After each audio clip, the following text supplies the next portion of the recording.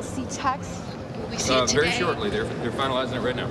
The true test of our character is how resilient and persistent we are. We're not getting answers, and I think it's because our government does not know who is behind them, and that in and of itself is very disturbing to me. Hello, I'm Nancy Cordes in Washington. Welcome to America Decides.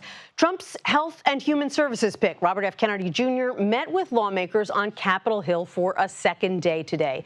The vaccine skeptic changing course on controversial remarks he's made about the polio vaccine. Kennedy now says he is all for it as he works to get confirmed. Also on the Hill, lawmakers are talking dollars and drones.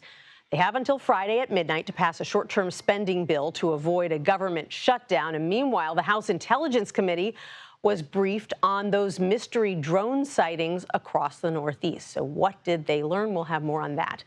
We're also following the latest on the Wisconsin school shooting, what we're learning about the 15-year-old shooter in Madison and the teacher and student who were killed. But let's start tonight with Caitlin Huey-Burns and Nicole Killian. Nicole is on the Hill. Caitlin Huey-Burns is in West Palm Beach, Florida. Welcome to both of you. Nicole, let's start with you. RFK Jr. is on track to meet with about 20 senators this week.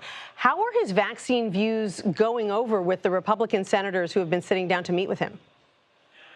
Well, you know, quite frankly, we haven't really heard much from RFK with respect to his positions on vaccines beyond what he said coming into the Capitol earlier this week, where he said, I'm all for the polio vaccine. But for that, we really have not heard much more about where he stands, whether it's if he still subscribes to this view that vaccines are linked to autism, if he wants to end some childhood vaccination programs. You know, he hasn't really spoken to many of us reporters in the halls. But as far as the senators who are getting that kind of one-on-one time with him, for the most part, they seem pretty receptive to his comments, to his messaging thus far. They feel confident that he will be a solid pick. Of course, the president-elect has said that he doesn't expect RFK Jr. to be as radical as some may think. And so that is also kind of some of the language that we are hearing from some senators who met with him today, whether that is Senator Tommy Tuberville, Senator Marshall, who for the most part are singing his praises as of now. But of course, we know that RFK Jr. has more meetings ahead. He did tell us earlier today that he plans to meet with Democrats as well. So we'll be tracking those to see how those are received, because certainly some Democrats have indicated they could be open to his nomination. But again, it all remains to be seen. Interesting to see which Democrats he ends up sitting down with. Caitlin, you asked Trump yesterday about whether he wants vaccines to be revoked. Let's take a listen to what he said. On vaccines, do you want RFK Jr. to revoke any vaccines? No, I want him to come back with a report as to what he thinks. We're going to find out a lot. You're not going to lose the polio vaccine. That's not going to happen. I saw what happened with the polio. I have friends that were very much affected by that. I have friends from many years ago, and they have obviously, they're still in not such good shape because of it. No, that was, and many people died. And the moment they took that vaccine, it ended. So, Caitlin, that's interesting. He says he wants a report from RFK Jr. on vaccines, but RFK Jr. himself has suggested he'd like to go further than that, right? That's right. And RFK Jr. has a long history of criticizing vaccines and even spreading misinformation about them. What was clear in that press conference, Nancy, was that Trump was coming to RFK Jr.'s defense as his pick for HHS, but he was also trying to kind of calm some anxieties that lawmakers on Capitol Hill might have ahead of the confirmation process. Because not only are a lot of his past statements and record on policy controversial, but he's also a former Democrat. So this is kind of mixing alliances here in terms of the ask of lawmakers on the Hill. But what stood out to me was Trump coming to say that, look, I don't want him to do anything with the polio vaccine. And that comes after Mitch McConnell, senator, as you know, who survived polio as a child, came out with a warning a few days ago saying that, that's a dangerous position, referring essentially to RFK Jr.'s lawyer who had petitioned the FDA in 2022 to revoke the polio vaccine. So that was a little bit of cleanup there by the president-elect, but also, notable that he is going to give RFK Jr. the kind of leeway to look at vaccines and at least giving credence to the idea that they should be looked at. It is important to note for our viewers, though, that while in this position he would obviously provide guidance for vaccines, when it comes to mandates for schools, that is regulated at the local level. Right. A lot of concern among school nurses and educators about what this could mean for them. Nicole, you've also been keeping track of this looming government shutdown deadline. House Speaker Mike Johnson spoke about it today, giving a status update. Let's take a listen to that.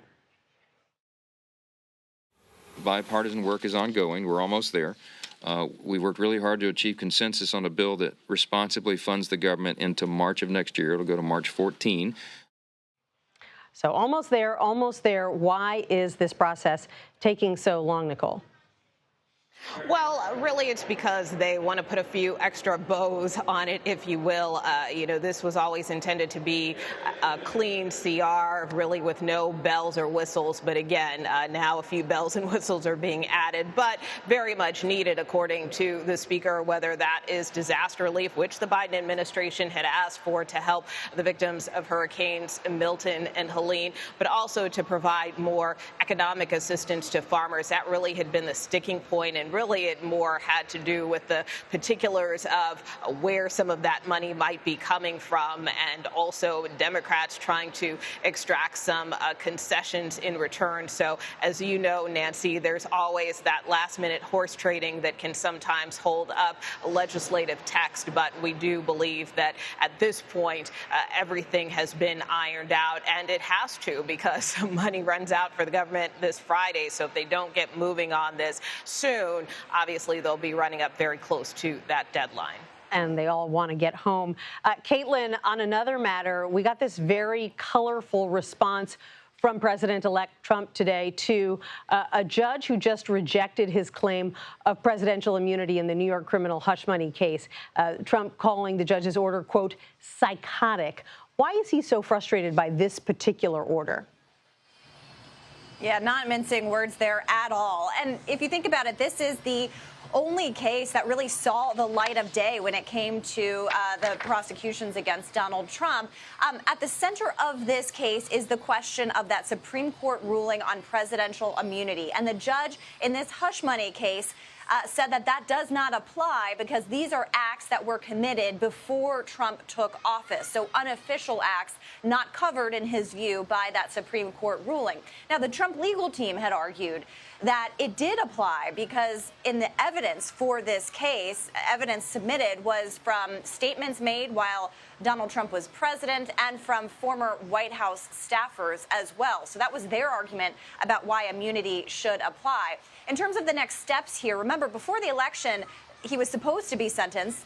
Donald Trump was supposed to be sentenced. They kicked that till after the election, and prosecutors now in this case say that they won't continue any of this until after Trump's term in office. So a while before he has to kind of deal with any of this. The judge arguing that to overturn the case at all would set a bad precedent for the rule of law, the justice system, and the jury of his peers. But the Trump team arguing that the country needs to move on, that Donald Trump should be able to move on, and that this case should be thrown out entirely. So it sounds like this is going to continue to hang over his head, but will not be necessarily an immediate concern. Caitlin Huey-Burns in West Palm Beach, Florida. Nicole Killian on Capitol Hill. Thanks so much for updating us on a busy news day. We're going to turn now to the mass school shooting in Madison, Wisconsin. Investigators are still putting together the pieces that led to a 15-year-old female student killing 2 and injuring several others. Our Ian Lee is in Madison, Wisconsin, following the latest developments today. Ian, good to see you there. Did we learn anything new today from investigators about this young suspect? Yeah, hi, Nancy. Yeah, we just had a press conference a little while ago. We learned a few more details, not a lot. They're still pretty tight-lipped when it comes to the motivation, the motive behind this. But what we learned, though, is that this wasn't a targeted killing. She wasn't going in looking for anyone. The chief of police said everyone was being targeted in this shooting. We're also learning a little bit more about the motivation. They say that there is a number of things that they're working on right now, that it's a bit more complex than really straightforward. One thing also they're looking at is, was this 15-year-old bullied in school? They're talking to school officials to see if that may have been the case, but they really haven't nailed down why this 15-year-old went into the school and started shooting. They're talking to the parents. We were outside the house of the father earlier today. You could see how the police breached into it. They believed, the chief of police said they believed that there could be explosives behind the door. It was out of abundance of caution that they did that. There weren't. But they're really taking their time with this investigation, going over everything. Another thing that has been circulating is this so-called manifesto. Officials here are quick to downplay that, saying nothing in that has been verified. It's circulating online. But what they are doing is they're looking at that. They're looking at the evidence they gathered from the house and stuff that's been posted online, stuff that's been on a computer, to see if any of that links up. So there's still a long ways to go to determine why she carried out this shooting. You brought up her parents. What more can you tell us about them and about what role they might play in this investigation? Well, so far, the police say they are cooperating with this investigation. That's going to be very crucial. We do know that, the parents are split. They are not living together. So they will likely be interviewing the mother, interviewing the father. It's unknown where she was living at the time, likely with her father. That's where the house was raided by the police. But that is also very important to know how she got that 9mm handgun. Did the parents give it to her? Did she find it somewhere? Or did she take it from a safe or something? So that's one of the big questions they want to know from the parents, Nancy. A sad story and a lot of unanswered questions at this point. Ian Lee, thanks so much. Ahead tonight, Vice President Kamala Harris's message to the next generation of leaders, what she had to say in her first major remarks since losing her White House bid. Plus, can Democrats recapture the House in 2026? Democratic Congresswoman Suzanne DelBene has been reappointed to lead the charge to try to take back the House. We'll speak with her next on America Decides. We'll be right back.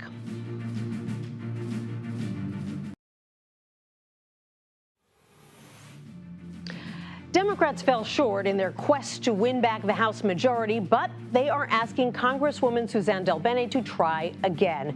She'll once again run the campaign arm for House Democrats for the midterm elections in 2026 this time. House races were one of the few bright spots for Democrats in November, with Democratic candidates cutting into the Republicans' already razor-thin majority. Washington State Democratic Congresswoman Suzanne DelBene joins us now to discuss. She is the chair of the Democratic Congressional Campaign Committee. Congresswoman, it's great to see you. Are you a glutton for punishment, or are you going back into this role unwillingly? No, I think it's really important to make sure that we take back the gavels. We made a lot of progress this cycle, flipping seats across the country. We had incredible candidates, and we're going to make sure that we keep going, because the American people want folks who are going to stand up for the issues that are most important to them and who are going to come to Washington, D.C. to govern. Congressman, it's always easy to play Monday morning quarterback after elections, but what do you think went wrong for Democrats this November? Well, when I look at our House campaigns, I think we did a lot of things right. We had incredible candidates who were really authentic, independent-minded candidates talking about the issues that were important to the people in their districts. Remember, House races are, all across the country, sometimes in states that are very partisan. And these are purple districts where the battleground races are. We had incredible candidates. They had the resources they needed to communicate. and they outperformed across the country. And that's why we were so successful and have a lot of great new members of Congress who are going to be joining us in January. So then what do you need to improve upon to win back the House in 2026? What can you change?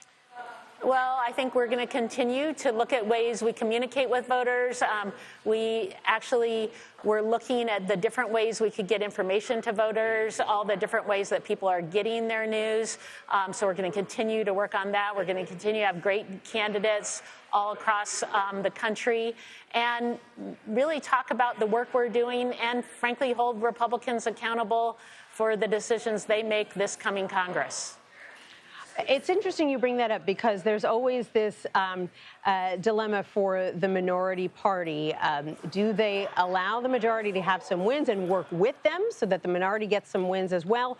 Or do they play more of a spoiler role, point out what they think the majority is getting wrong?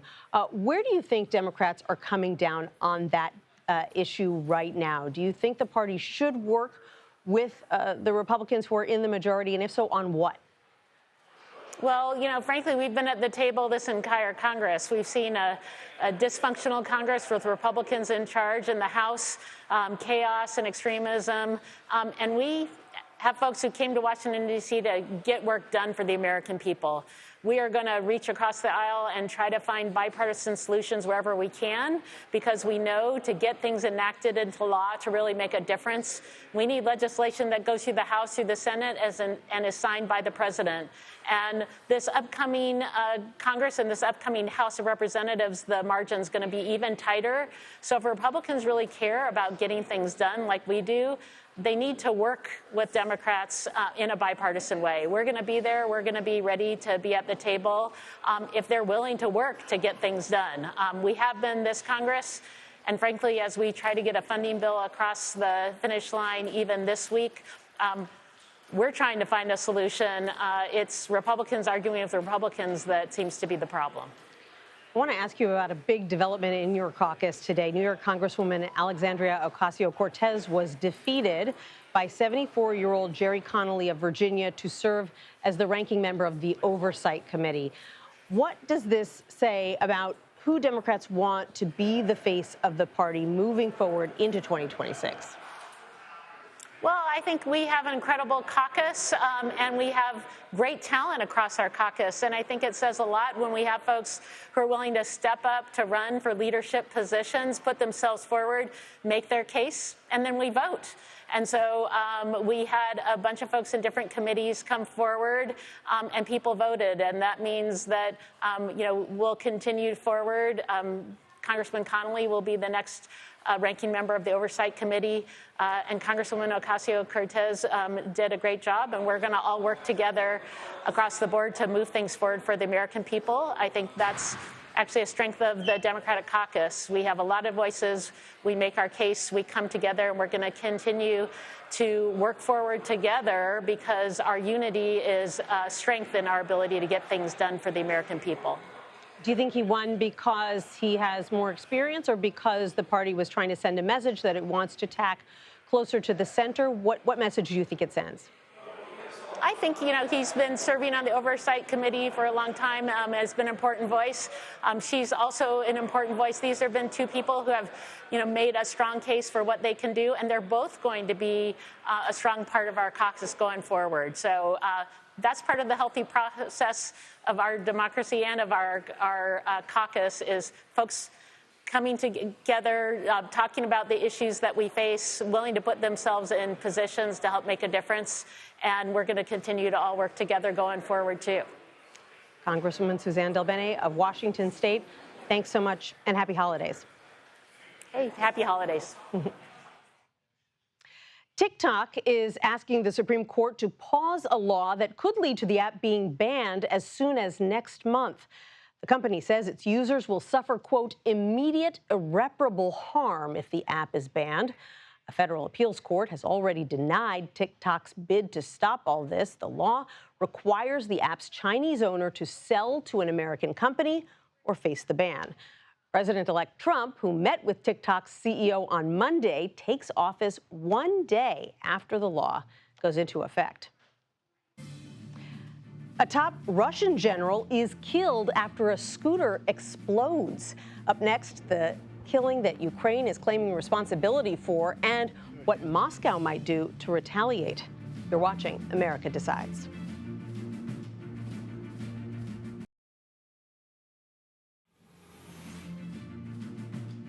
Take a look at this. This was the moment a bomb planted in a scooter outside a top Russian general's home exploded. The blast killed the man who was a chemical weapons expert. Ukraine is claiming responsibility, and our Haley Ott is following the latest. Lieutenant General Igor Kirillov was the head of the Russian military's chemical weapons unit, and investigators say he and his assistant were killed near the entrance of an apartment building in Moscow this morning by a bomb which was hidden in an electric scooter. Russian state media says the bomb had the power of about 300 grams of TNT and was detonated by remote control. Now, Kirillov and the unit he headed were under sanctions by a number of countries, including the U.S. and the U.K., for the use of chemical weapons on the battlefield in Ukraine. And just yesterday, he was charged in absentia there. Ukraine's security services saying it's recorded around 4,800 uses of chemical weapons by Russia since its full-scale invasion in February 2022. In particular, from grenades, which are equipped with toxic substances and then dropped on Ukrainian troops from drones. Ukrainian security sources have told CBS News that Ukraine's SBU was behind the attack, killing Kirillov in a, quote, special operation and calling him a war criminal and a legitimate target. Russia has called the bombing a terrorist act. Back to you. Haley Ott, thank you. In Syria, people are still searching for loved ones who went missing during the reign of dictator Bashar al-Assad. Our Imtiaz Tayyab is on the ground in Damascus with the latest. We're here in the heart of Damascus, and as you can see on this wall, it's just picture after picture after picture of missing people who many of their loved ones believe have been disappeared by the Assad regime. In fact, while we were standing here, person after person came up to us holding up a photo of their loved ones, saying that they haven't heard from them in 10, 12, sometimes 13 years, really since this uprising began. And that is the story of so many Syrians. Now that Assad is gone, the regime has collapsed. They say that they can start asking questions, but there's so few answers as to where their loved ones has gone. According to Syrian human rights groups, around 100,000 people are considered disappeared into Assad's brutal prisons. But many here say that number is far, far higher. That every single person here has a friend, a cousin, a brother, a father who has gone missing. And again, they want answers and are really struggling with the fact that there are so few. And yet, even then, they remain hopeful that their loved ones are still alive and that they will be reunited with them once again. Back to you. Imtiaz Tayyab, thank you so much. This is a CR. Again, we're not doing all the approach bills. We're doing a CR to patch us into the first quarter of next year. Can Congress reach a deal to avert a government shutdown? Our reporter panel will weigh in on the push before Friday's looming deadline. They're watching America Decides.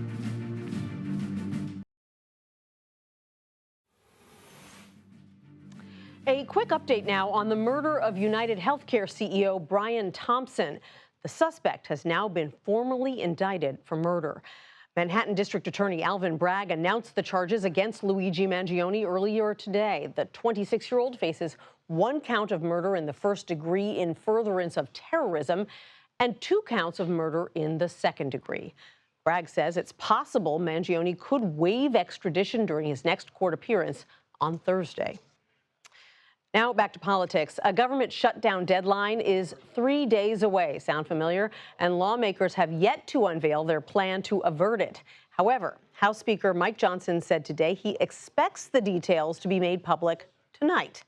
According to Johnson, the new continuing resolution will maintain current funding levels through March 14th. Federal agencies are currently on track to run out of money at midnight on Friday. Our reporter panel joins me now to get into all of this and more. Daniela Diaz is a congressional reporter for Politico, and Paul Kane is a senior congressional correspondent for The Washington Post. Good to see both of you there. Daniela, I'll start with you. What do we know about this new measure that we have yet to see, and are we, in fact, going to see it tonight as promised? Nancy, we're getting minute-by-minute updates here on Capitol Hill. I actually just spoke to Majority Leader Steve Scalise, who told me Democrats actually have the CR text right now, but it's not public, and they're unclear when they would proceed with actually moving this legislation across the House floor, getting it to the Senate, and trying to prevent a shutdown on Friday. Lots of questions up in the air about what this text will look like. Of course, lawmakers can't vote on a bill unless they see what it looks like.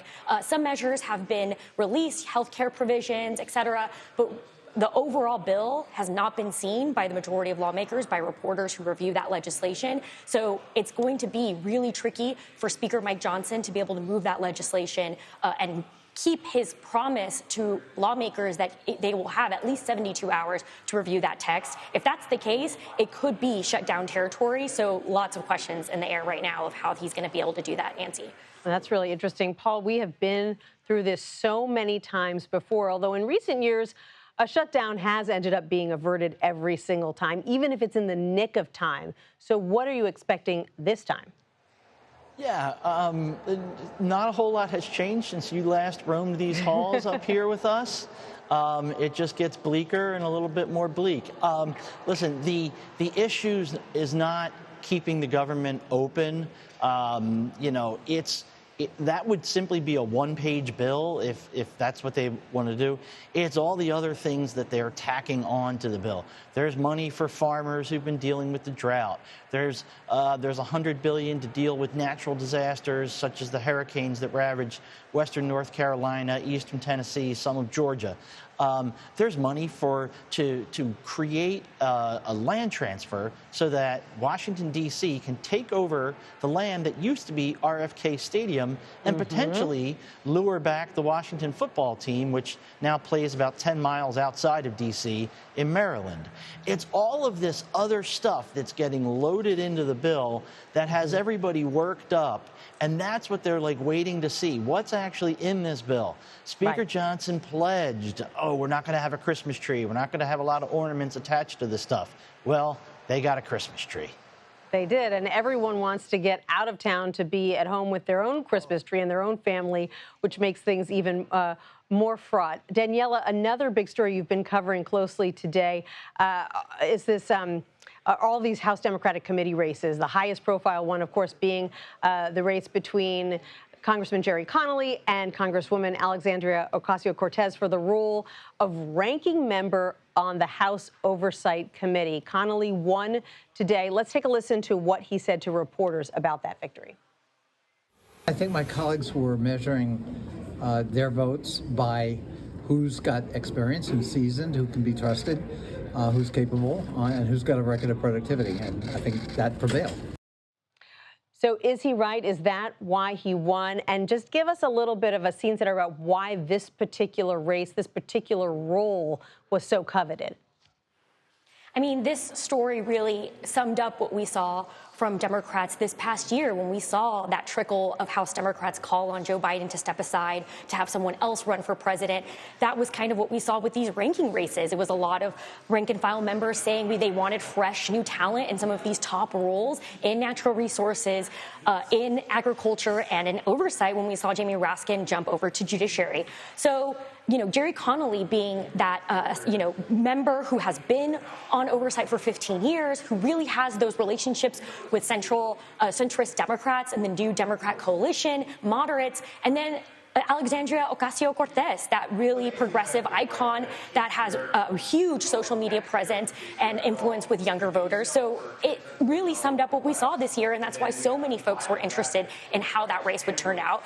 In the end, we saw Connolly beat Ocasio-Cortez and really give credit to his relationships that he's established. Something to note, he's actually ran for this role 2 times before and lost. This is Ocasio-Cortez's 4th time kind of putting her hat forward for a top role role in the Democratic caucus. So really interesting to see how this played out. But I don't see a scenario where Ocasio-Cortez doesn't keep trying to step forward as a name that Democrats can lean on for leadership.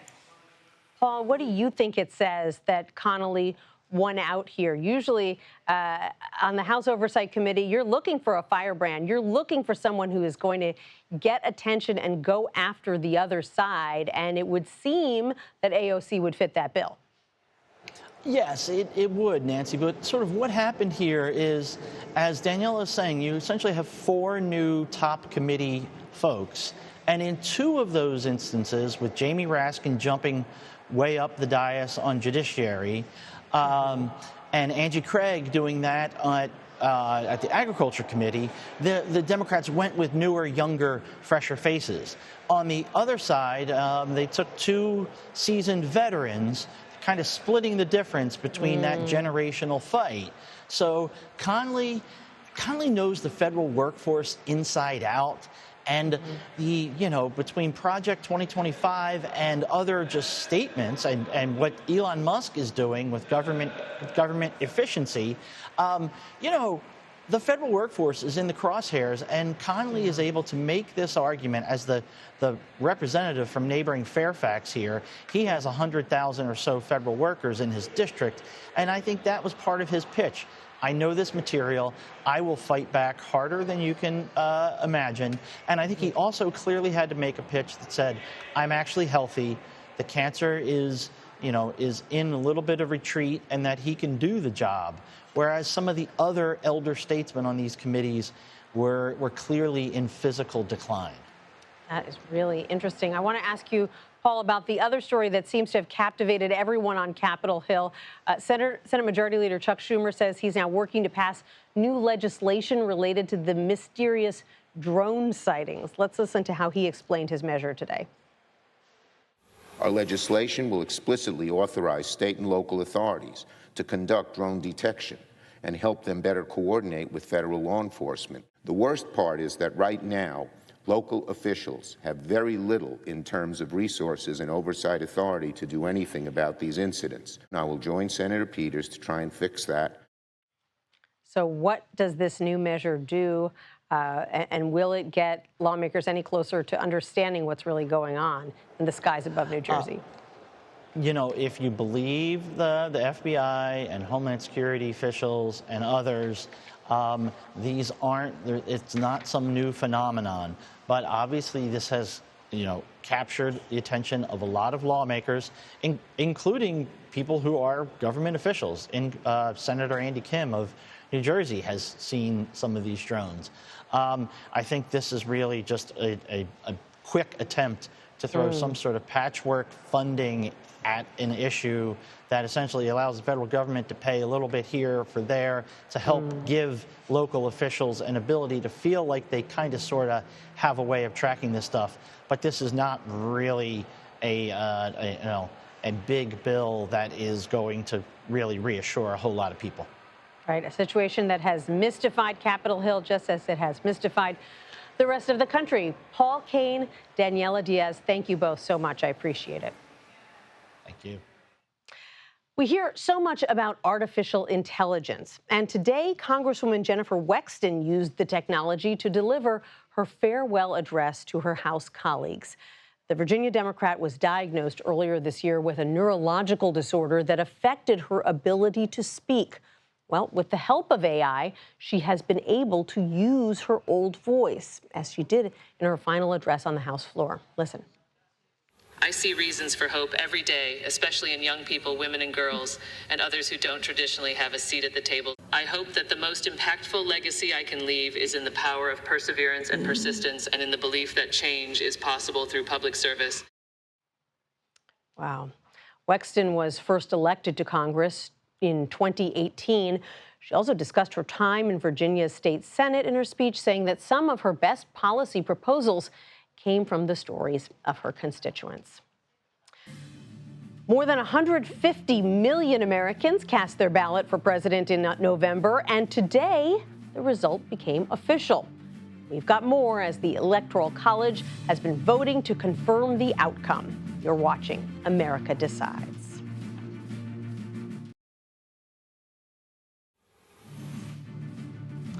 Presidential electors are gathering today to formalize President-elect Trump's victory over Vice President Harris in the 2024 election. In what is largely a ceremonial process, members of the Electoral College are meeting at state capitals across the U.S. to cast their electoral votes. Harris will officially announce the winner of the election on January 6th, not because she lost, but because she's vice president, when Congress meets in a joint session that is always overseen by the vice president in order to count these votes. Let's bring in David Becker to discuss this. He is a CBS News election law expert and political contributor. He is also the executive director of the Center for Election Innovation and Research. David, it is great to see you. Talk to us about the purpose of what's happening today and how what we've been seeing today compares to what we saw 4 years ago when President-elect Trump was disputing the outcome of the election. Yes, it's nice to be with you, Nancy, and it's nice to see this return to a day that is relatively uneventful, as it has been through most of our history. This is the Electoral College is the result of a compromise that it was established at the very beginning of the Republic well over 200 years ago, where instead of having the people directly elect the president, the states had electors that represented them to cast their ballots for the president. And for most of our history, those electors were elected by virtue of the popular vote in each of those states. There's a couple of states that assign them by congressional district, Nebraska and Maine, but almost all of the states do it by popular vote in those states. And those electors are equal to the number of members of the House of Representatives plus 2 senators. D.C. gets 3 electoral votes in addition. And after the votes in all of the states had been counted and recounted and audited, verified by courts, certified by election officials, which they were in 2020 and they were once again in 2024, then the electors are ascertained. That happened by a deadline of last week, December 11th. And then the electors actually have to meet in the state capitals today. It happens to be December 17th today. It's always in the middle of December. And they cast their ballots officially. Those votes are then sent to Congress. They're recorded at the National Archives. And on January 6th, they'll be counted publicly as they have been throughout our history. And again, we expect, as it has been through almost all of our history, except for 2020, that counting will be rather uneventful and it'll be a ceremony that we would expect. We know who won the election. It was President-elect Trump. Right. I think that's the big news today, is that there was no big news, that everything kind of went smoothly. Things are expected to go smoothly on January 6th. Is that due in part to the fact that Congress has actually passed legislation since last January 6th, back in 2021, to ensure that things would go off without a hitch? Yeah, the Congress passed the Electoral Count Reform Act in between the 2020 and 2024 elections, and that strengthened some of the guardrails around this process, which was very important. But I think it's probably more likely due to the fact that President Trump legitimately won the 2024 election. If he had lost, we don't know whether there would have been widespread efforts to undermine that victory. As in 2020 and in 2024, those results were confirmed and verified through multiple proceedings. There was not as much litigation this time around because we knew the results. But the states confirm the results. In 2020, there were Republican election officials who certified results for President Biden. In 2024, there were Democratic election officials who certified results for President Trump. That's the way it should be, and it's working that way here in 2024 without any effort to undermine the process. As we recall, back in 2020, there were efforts to set up fake electors, to have them file false certificates. We're not seeing any of that in 2024, just like we've seen throughout our history where that just doesn't occur. David Becker, great insight as always. Thanks so much. Thank you, Nancy. Vice President Kamala Harris gives her first major speech since losing the election. What she had to say to students in Maryland and what could be next for her. You're watching America Decides.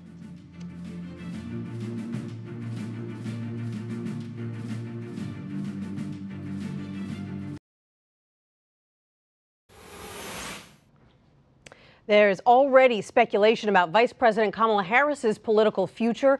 Will she run for governor of California in 2026 or take another shot at the White House in 2028? What we do know for sure is that until January 20th, she will continue to serve as Vice President of the United States. And today, she delivered a speech to young leaders on civil engagement and her hope for the future. The story of America's progress, when we have made progress, in many ways is the story of people who stayed true to their ideals, even in the face of difficulty. CBS News political reporter Nydia Cavazos covered that speech in Maryland, and she joins me now. Hey, Nydia, so you were there. You had the opportunity to experience the vibes. One of her first public speeches since losing her bid for the White House. I think it's not that surprising she chose to speak to younger supporters. What did you make of the speech and the tone? Nancy, it's great to be with you. Like we were chatting just before this live hit, there was a lot of enthusiasm from the crowd and excited to see her again. Like you mentioned, it's one of the first times that we see her after her concession speech the day after Election Day. But Harris was there to support and deliver her message specifically to high school students, college students, and just overall young adults who are in one way or another involved in their local communities as leaders. And so her message to them was that they must remain leaders, that their leadership is now more important than ever. They must also remain civically engaged. And she tells them that they must remain in this fight, and what she calls it a fight for freedoms. She's well aware that a lot of her younger supporters are disappointed with the way that the election turned out. Did she give any hint at all of what her next move might be? We don't have any clear indication as to what her next move is. She didn't necessarily indicate it. You know, she's telling these students that they cannot give up and they have to join this fight and continue on. And she also mentions that, you know, there's been so many letters that she's received. And in these letters, she cites that people are very disappointed after November's election results. But she tells them we must fight on. But yet many in the room, including us, were still wondering what's her next move. There's a lot of speculation whether, you know, she's going to go back home to California and run for governor, or is she going to wait until 2028 and yet another presidential race from her? And when you talk to Harris confidants, they're really split, right? There are some who think that that would be a great platform for her to go back to her home state of California, run for governor of the largest state in the country. There are others who say that would be a step down. She should try to go run some international organization. What are you hearing? The sources that we've been speaking to say that this is Harris's time for her to decide, and this is exactly what she's doing. She has time to think about what her next move is. Yes, she's going to be advised by many of her closest aides, consultants, donors, in fact, but this is her moment to take the time and really think about what's next for her. And of course, 2025 might bring us more answers. There is time. After all, she only lost about a month ago, and she is still vice president of the United States. Nydia Cavazos, thanks so much. Appreciate it. Thank you so much. Well, Tom Cruise is known for his high-flying, death-defying stunts, but the action star now has another notch to add to his belt. He has received the highest civilian award from the U.S. Navy. I admire all of the servicemen and women. I know in life something that is very true to me is to lead is to serve. Cruise was honored for his outstanding contributions in promoting the military through his on-screen roles in the Top Gun series, among other big blockbuster movies. The Navy used the movie as a recruiting tool, setting up information tables in theaters during the release. Well, that does it for today. We'll be back with another edition of America Decides tomorrow at 5 p.m. Eastern. The Daily Report starts right now.